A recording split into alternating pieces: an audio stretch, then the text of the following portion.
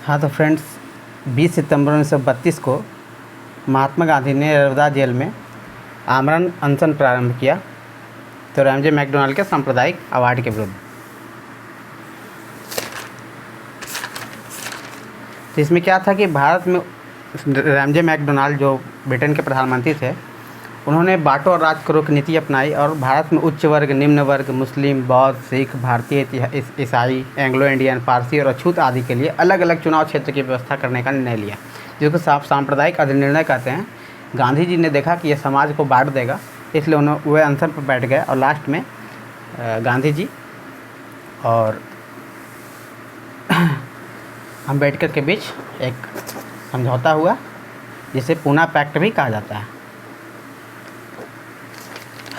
आगे बढ़ते हैं। महात्मा गांधी ने व्यक्तिगत सत्याग्रह के लिए प्रथम सत्याग्रही के रूप में किसे चुना? तो महात्मा गांधी ने व्यक्तिगत सत्याग्रह के लिए जिन्हें चुना था, वह थे विनोबा भावे। वो पहले व्यक्ति थे। दूसरे व्यक्ति जवाहरलाल नेहरू थे। भारत छोड़ो आंदोलन कब प्रारंभ हुआ? भारत छोड़ो आंदोलन 1942 में प्रारंभ हुआ, 9 अगस्त 1942, इसलिए इसको अगस्त क्रांति भी कहते हैं। मोहनदास करमचंद गांधी की माता कौन थी? तो मोहनदास करमचंद गांधी की माता का नाम था पुतलीबाई। गांधी जी ने किस आंदोलन को चौरी चौरा हत्याकांड के बाद वापस ले लिया था? तो गांधी जी ने चौरी चौरा हत्याकांड 4 फरवरी, कहीं 5 फरवरी दिया जाता है, 4 फरवरी 1922 को हुआ था, कहीं कहीं 5 फरवरी, किसी किसी किताब में 5 फरवरी दिया हुआ है, तो 5 फरवरी 1922 को हुआ था। इसके बाद गांधी जी ने, उसमें क्या हुआ था कि उग्र भीड़ ने 23 पुलिसकर्मियों की मतलब थाने में 23 पुलिसकर्मी अंदर से बंद थे, बाहर से आग लगा दी थी, जिसमें 23 पुलिसकर्मी मर गए थे। आगे बढ़ते हैं।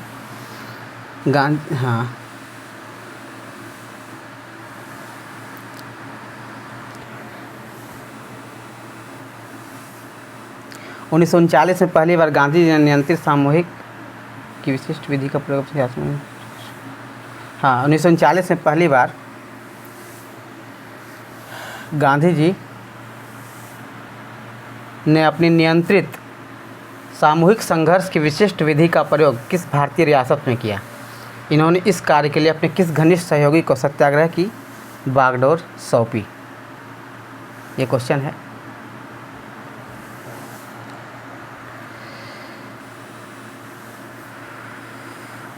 तो जयपुर के जमनालाल बजाज को उन्होंने सत्याग्रह की बागडोर सौंपी थी।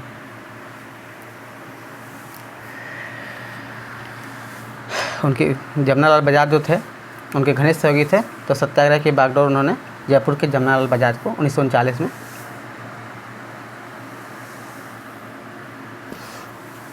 सौंपी थी। यह 1939 में एक भारतीय रियासत में सामूहिक संघर्ष की विशिष्ट विधि का प्रयोग किया था उन्होंने। गांधी जी ने किस सिद्धांत या युक्ति के माध्यम से असमानताओं को दूर करने का प्रयास किया था? गांधी जी ने किस सिद्धांत या युक्ति के माध्यम से असमानता थी उसको दूर करने का प्रयास किया था, या न्यासधारिता सिद्धांत कहलाता है। न्यासधारिता सिद्धांत का गांधी जी ने यूज किया था। किसी समय महात्मा गांधी के सहयोगी रह चुके पर उनसे अलग होकर एक आमूल परिवर्तनवादी आंदोलन, जिसका नाम आत्मसम्मान आंदोलन था, चलाने वाले कौन थे? मतलब गांधी जी के सहयोगी रह चुके थे, उन्होंने आत्मसम्मान आंदोलन चलाया था, ये कौन थे? तो आत्मसम्मान आंदोलन चलाने वाले थे ईवी रामास्वामी नायकर। आत्मसम्मान आंदोलन ईवी रामास्वामी नायकर ने चलाया था, गांधी जी के सहयोगी थे एक समय में। गुजरात में साबरमती आश्रम की स्थापना गांधी जी ने किस वर्ष की थी? तो साबरमती आश्रम की स्थापना गांधी जी ने 1917 में की थी। 1917 में गांधी जी ने साबरमती आश्रम की स्थापना की। गांधी इरविन समझौता किससे संबद्ध है? गांधी इरविन समझौता सविनय अवज्ञा आंदोलन के बाद गांधी इरविन समझौता हुआ था। इस समझौते में सविनय अवज्ञा आंदोलन को स्थगित करने की भी बात हुई थी। महात्मा गांधी अब किसकी कृतियों से अत्यधिक प्रभावित थे? महात्मा गांधी किसकी कृतियों से अत्यधिक प्रभावित थे? तो महात्मा गांधी जिनकी कृतियों से अत्यधिक प्रभावित थे वो थे लियो टॉलस्टॉय। लियो टॉलस्टॉय से गांधी जी बहुत ज़्यादा प्रभावित थे। गांधी जी किसकी रचनाओं से प्रभावित थे? फिर से देखिए, वही क्वेश्चन आ गया। तो गांधी जी लियो टॉलस्टॉय से सबसे ज़्यादा प्रभावित थे। ये भी इम्पोर्टेंट क्वेश्चन है। महात्मा गांधी ने अपनी सत्याग्रह की क्रियाविधि सबसे पहले कहाँ प्रयुक्त की? तो महात्मा गांधी ने सबसे पहले दक्षिण अफ्रीका में सत्याग्रह का प्रयोग किया था। गांधी दक्षिण अफ्रीका में मिलने के लिए निम्नलिखित में से कौन गया था? गांधी जी से दक्षिण अफ्रीका में मिलने के लिए गोपाल कृष्ण गोखले गए थे, जो कि गोपाल कृष्ण गोखले ही गांधी जी के राजनीतिक गुरु भी कहे जाते हैं, और वह दक्षिण अफ्रीका में गांधी से मिलने भी गए थे। महात्मा गांधी के राजनीतिक गुरु कौन थे? देखिए क्वेश्चन आ भी गया। तो महात्मा गांधी के राजनीतिक गुरु थे गोपाल कृष्ण गोखले। गांधी जी ने सत्याग्रह आंदोलन किस वर्ष में आरंभ किया? तो गांधी जी ने सत्याग्रह आंदोलन किस वर्ष में आरंभ किया? तो गांधी जी ने सत्याग्रह आंदोलन गांधी जी ने सत्याग्रह आंदोलन 1919 में आरंभ किया। गांधी जी ने सत्याग्रह आंदोलन किस वर्ष में आरंभ किया? तो 1919 में। 62 का ए। महात्मा गांधी ने सन 1930 ईस्वी में सिविल अवज्ञा आंदोलन कहाँ आरंभ किया गया था? गांधी जी ने सन 1930 में सिविल अवज्ञा आंदोलन कहाँ आरंभ किया था?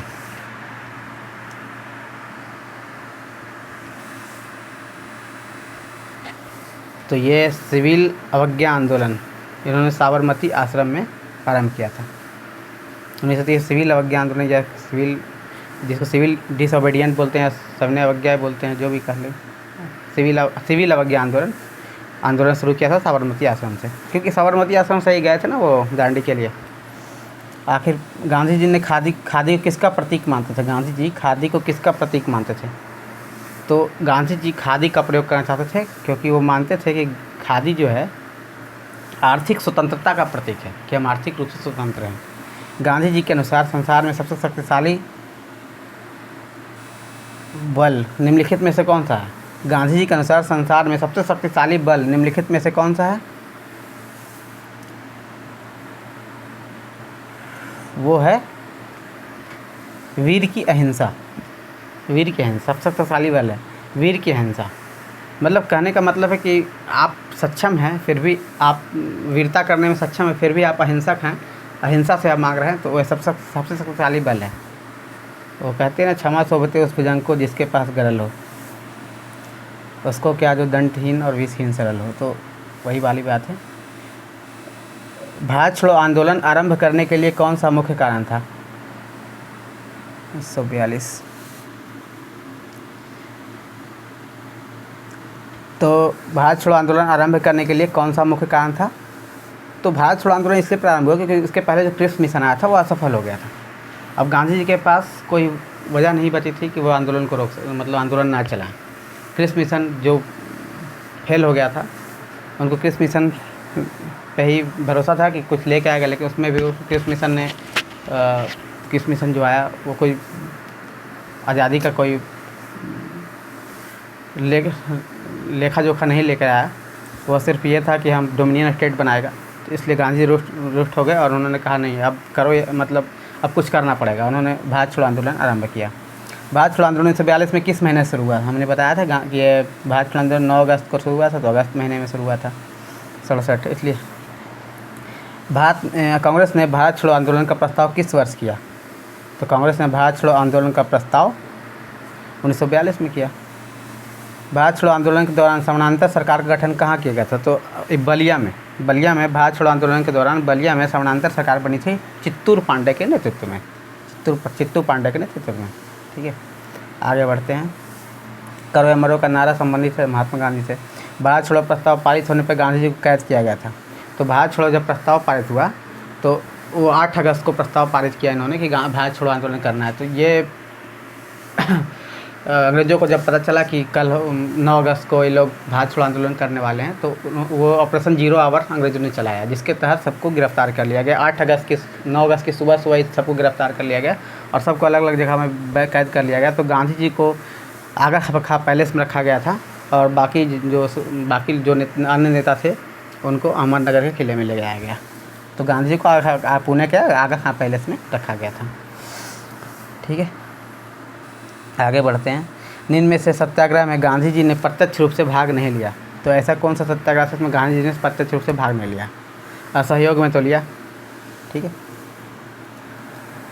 खेड़ा में भी लिया था उन्होंने, राजकोट में भी लिया था, लेकिन वाइकोम में उन्होंने मतलब प्रत्यक्ष रूप से भाग नहीं लिया। भारत छोड़ो आंदोलन के उत्पन्न दंगे किस क्षेत्र में सर्वाधिक व्यापक रहे? तो जो दंगा हुआ था 1942 में, मतलब भारत छोड़ो आंदोलन के दौरान,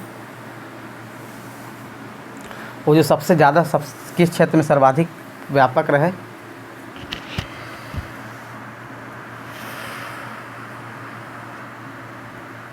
तो वो रहे थे बिहार और संयुक्त प्रांत में।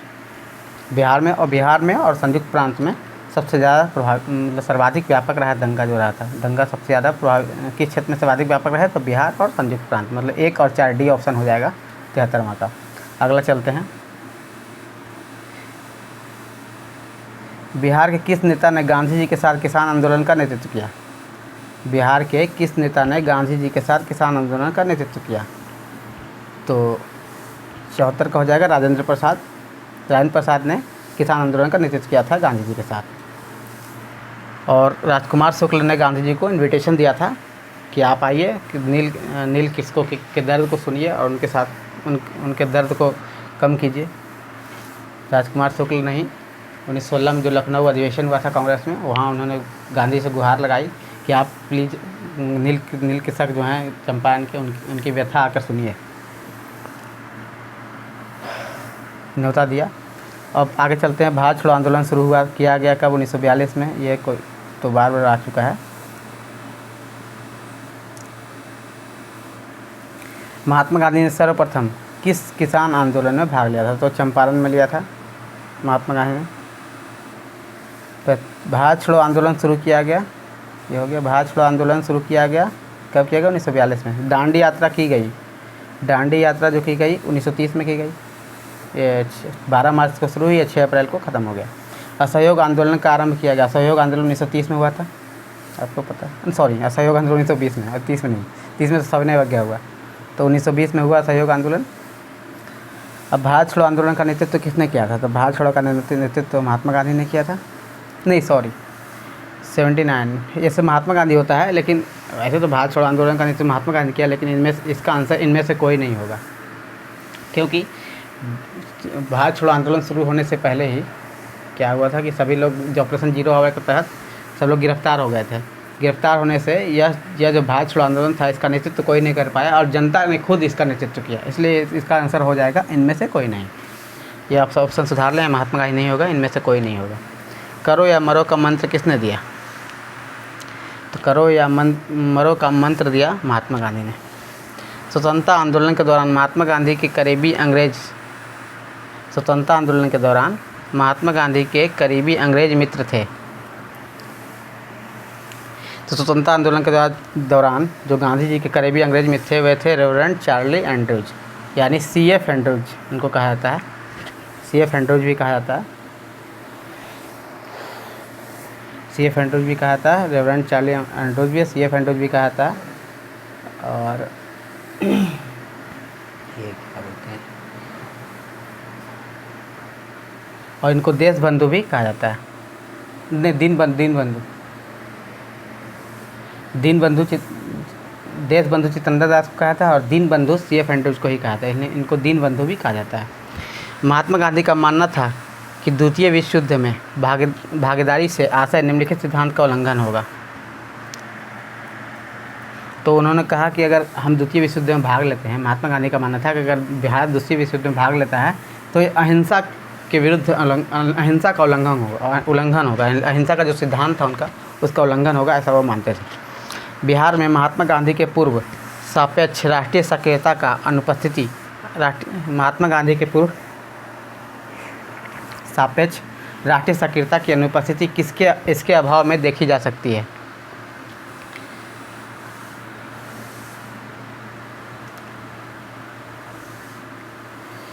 तो क्या था कि महात्मा गांधी के पूर्व जो राष्ट्रीय सक्रियता थी, मतलब वो क्यों अनुपस्थित थी? तो वो क्या हुआ था कि का अभाव देखी जा सकती है कि कृषि समुदाय।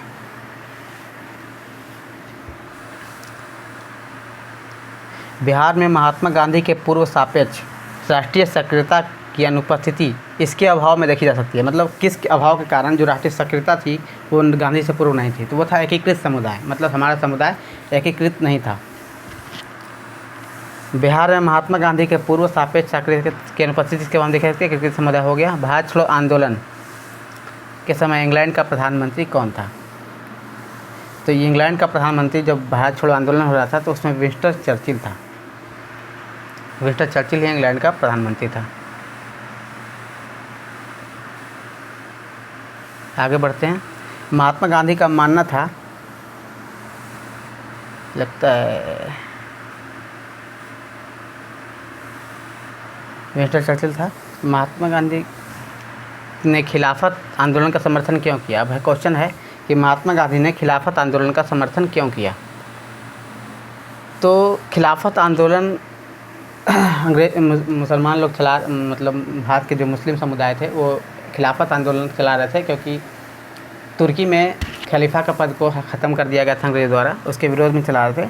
और गांधी जी का मानना था कि ये जो मौका है, अगर हम हिंदू मुस्लिम एकता का सबसे उपयुक्त मौका है जब हिंदू मुस्लिम एक हो सकते हैं, इसलिए गांधी जी ने अंग्रेज़ों के खिलाफ अपने आंदोलन में खिलाफत आंदोलन का समर्थन दिया, ताकि मुसलमानों का सहयोग वो प्राप्त कर सकें। यानी कि ऑप्शन बी हो जाएगा, मुसलमानों का सहयोग प्राप्त करना उनका उद्देश्य था। वो एक अवसर के रूप में से देख रहे थे हिंदू मुस्लिम एकता के। भारत छोड़ो आंदोलन कब प्रारंभ किया। तो भारत छोड़ो आंदोलन 9 अगस्त 1942 को प्रारंभ हुआ। गांधी जी ने असहयोग आंदोलन कब प्रारंभ किया।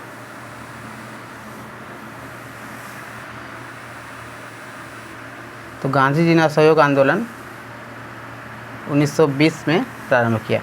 चंपारण नील आंदोलन के राष्ट्रीय नेता कौन थे। तो चंपारण नील आंदोलन के राष्ट्रीय नेता थे महात्मा गांधी। सरोजिनी नायडू को नाइटिंगेल ऑफ इंडिया का खिताब किसने दिया था। तो ये सरोजिनी नायडू को नाइटिंगेल ऑफ इंडिया कहा था महात्मा गांधी ने। धरती सभी के लालच के लिए नहीं बल्कि सभी की आवश्यकताओं की पूर्ति के लिए पर्याप्त साधन उपलब्ध कराती है। मतलब लालच के लिए तो धरती के पास सब कुछ नहीं, लेकिन जितनी आवश्यकताएं हैं लोगों के लिए उसके लिए पर्याप्त संसाधन है मौजूद। ऐसा किसने कहा था। तो महात्मा गांधी ने कहा था। गांधी जी के सत्याग्रह का निम्नलिखित में से किन्हीं दो से जुड़ाव रहा है। तो गांधी जी सत्याग्रह जो करते थे वो सच्चाई और अहिंसा के लिए करते थे। सच्चाई और अहिंसा था, इन दो शब्दों का जुड़ाव रहा है। गांधी जी जब दक्षिण अफ्रीका में थे तो उनके द्वारा निम्नलिखित में से क्या प्रकाशित किया गया। तो गांधी जी दक्षिण अफ्रीका में इंडियन ओपिनियन का प्रकाशन किए थे। किसे गांधी जी अपना राजनीतिक गुरु मानते थे। तो गोपाल कृष्ण गोखले को गांधी जी अपना राजनीतिक गुरु मानते थे। भारत में गांधी जी का प्रथम सत्याग्रह कहाँ हुआ था। तो चंपारण में हुआ था, ये आप जानते हैं। वर्ष 1932 में महात्मा गांधी ने मरण पर्यंत उपवास प्रधानता इसलिए किया। वर्ष 1932 में महात्मा गांधी ने मरण पर्यंत उपवास प्रधानता इसलिए किया, वही सांप्रदायिक पंचायत के विरुद्ध, एमजे मैकडॉनल्ड का सांप्रदायिक निर्णय के विरुद्ध। अब ये क्वेश्चन है, और भी क्वेश्चन है, देखते हैं।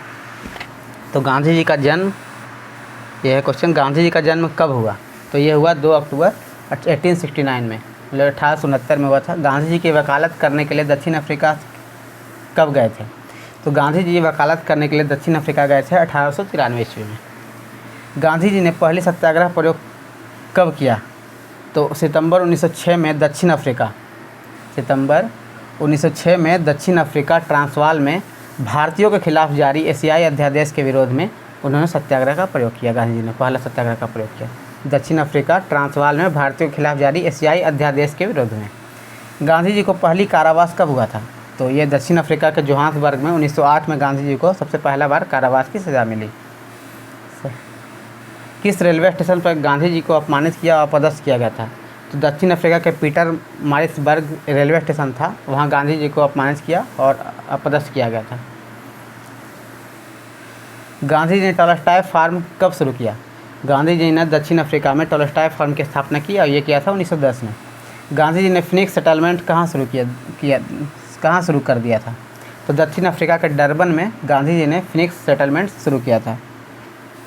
दक्षिण अफ्रीका में गांधी जी द्वारा शुरू किए गए साप्ताहिक का क्या नाम था। तो इंडियन ओपिनियन, ये 1904 में गांधी जी ने इंडियन ओपिनियन शुरू किया था, पत्रिका का संपादन। गांधी जी ने दक्षिण अफ्रीका से भारत कब लौटे। 9 जनवरी 1915। 9 जनवरी को इसी कारण प्रवासी भारतीय दिवस मनाया जाता है। 9 जनवरी 1915 को गांधी जी दक्षिण अफ्रीका से भारत लौटे और इसीलिए इस दिन को प्रवासी भारतीय दिवस के रूप में भी मनाया जाता है। यानी प्रवासी भारतीय दिवस 9 जनवरी को मनाया जाता है। भारत में गांधी जी का प्रथम सत्याग्रह कहाँ हुआ था। तो गांधी जी का प्रथम सत्याग्रह 1917 में चंपारण में नील श्रमिकों के अधिकार के लिए किया गया था। इंडिगो श्रमिक कहता है। गांधी जी ने पहली अनशन कहाँ हुआ किया था?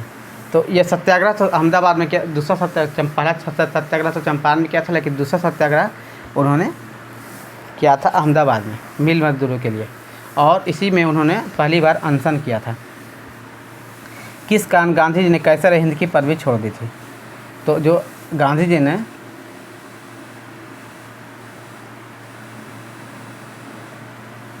किस कारण कैसर हिंद की पदवी छोड़ दी? तो गांधी जी ने कैसर हिंद की पदवी छोड़ी जो 1920 का असहयोग आंदोलन था, उस दौरान उन्होंने छोड़ा था। यंग इंडिया और नवजीवन साप्ताहिक का प्रारंभ किसने किया था? यंग इंडिया नवजीवन सत्याग्रह का प्रारंभ गांधी जी ने किया था। किस एकमात्र कांग्रेस के अधिवेशन की अध्यक्षता गांधी जी ने की थी? 1924 में बेलगाम में कांग्रेस कांग्रेस अधिवेशन हुआ था। गांधी जी ने एक ही बार कांग्रेस की अध्यक्षता की, वो की बेलगांव में। 1924 के बेलगांव अधिवेशन में कांग्रेस की अध्यक्षता की थी, और उसके 10 साल बाद यानी 1934 में उन्होंने कांग्रेस से इस्तीफा दे दिया। 1932 में अखिल भारतीय हरिजन समाज किसने शुरू किया? तो 1932 में अखिल भारतीय हरिजन समाज महात्मा गांधी ने शुरू किया, क्योंकि 1932 में पूना पैक्ट हुआ था भीमराव अम्बेडकर के साथ, और उसके बाद उन्होंने दलित समाज के लिए हरिजन सेवक समाज शुरू किया था, अखिल भारतीय हरिजन समाज शुरू किया। वर्धा आश्रम कहाँ स्थित है? वर्धा आश्रम जो है महाराष्ट्र में स्थित है। आगे बढ़ते हैं। गांधी जी ने साप्ताहिक हरिजन कब शुरू किया था? तो गांधी जी ने साप्ताहिक जो हरिजन शुरू किया था 1933 में शुरू किया था। ऐसे 1932 के बाद बोले तो 1933 में शुरू किया था। गांधी जी ने सुभाष चंद्र बोस को क्या कहा था? तो गांधी जी ने सुभाष चंद्र बोस को देशभक्त कहा। गांधी जी अर्धनग्न फकीर किसने कहा? तो आपको बताया गया था, मिस्टर चर्चिल ने गांधी जी को अर्धनग्न फकीर कहा है। टैगोर को गुरुदेव नाम किसने दिया था? तो रविन्द्रनाथ टैगोर जो थे उनको गुरुदेव महात्मा गांधी ने कहा था। गांधी जी को महात्मा किसने कहा? तो गांधी जी को महात्मा रविन्द्रनाथ टैगोर ने कहा था।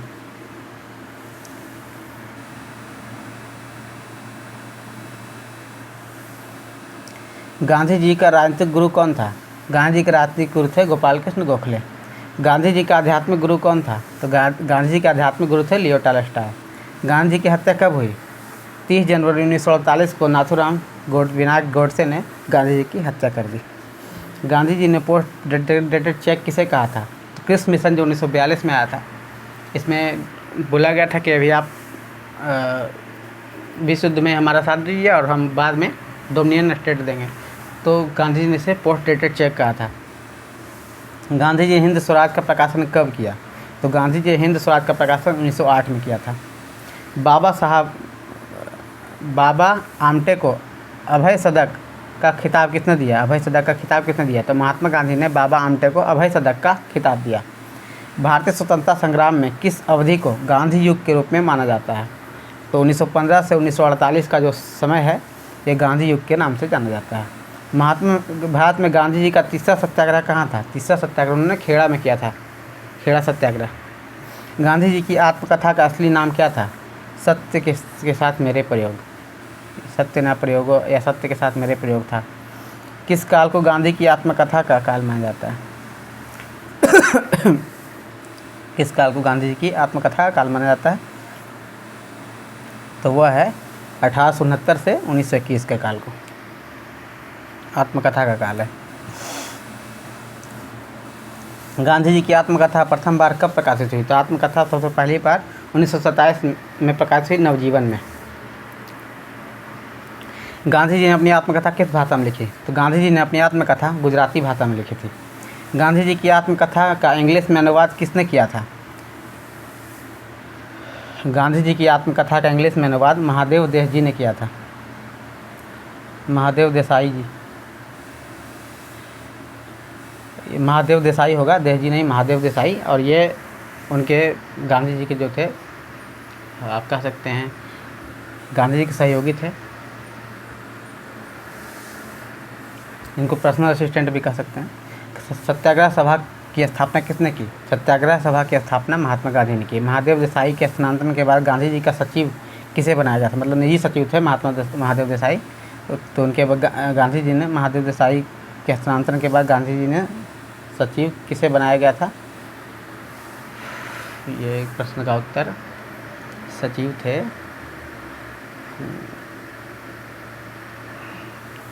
देखना पड़ेगा इसका, शायद भूला भाई देसाई को भी नहीं, सॉरी, इसका आंसर मैं बाद में दे दूंगा। गांधी जी की अनुयायी मीरा बहन का वास्तविक नाम क्या था? तो गांधी जी के अनुयायी मीरा बहन का वास्तविक नाम था मेडलिन स्लेड। किसने गांधी के दांडी मार्च की तुलना श्री राम की लंका पौराणिक यात्रा से की थी? तो मोतीलाल नेहरू ने दांडी मार्च की तुलना राम की लंका पौराणिक यात्रा से की थी। और अब है कि गांधी जी के उपनाम से जाने जाने वाले व्यक्ति को ने सीमांत गांधी की नहीं कहा जाता है, तो खान अब्दुल गफ्फार खां को सीमांत गांधी के नाम से जाना जाता है। किसे बिहार के गांधी के रूप में जाना जाता है? तो राजेंद्र प्रसाद को बिहार के गांधी के रूप में जाना जाता है। आधुनिक गांधी के रूप में किसे जाना जाता है? तो बाबा आमटे को आधुनिक गांधी के रूप में जाना जाता है। श्रीलंका के गांधी के रूप में किसे जाना जाता है? श्रीलंका एटी अरियाराटने को श्रीलंका के गांधी के रूप में जाना जाता है। अमेरिकन गांधी के रूप में कौन जाना जाता है? मार्टिन लूथर किंग को अमेरिकन गांधी कहा जाता है। बर्मी गांधी के रूप में कौन जाना जाता है? जनरल आंग सान को बर्मी गांधी के रूप में जाना जाता है। अफ्रीकी गांधी के रूप में किसे जाना जाता है? केनेथ कौंडा को अफ्रीकी गांधी के रूप में जाना जाता है। ये प्रश्नों का सार था। ये बहुत ही महत्वपूर्ण क्वेश्चन है। क्वेश्चन अगर त्रुटियाँ रह गई होगी तो मैं कमेंट में लिख दूंगा, और जो छूट गए हैं प्रश्न कुछ उसको मैं कमेंट में लिख दूंगा। थैंक यू, और सब्सक्राइब करना ना भूलें।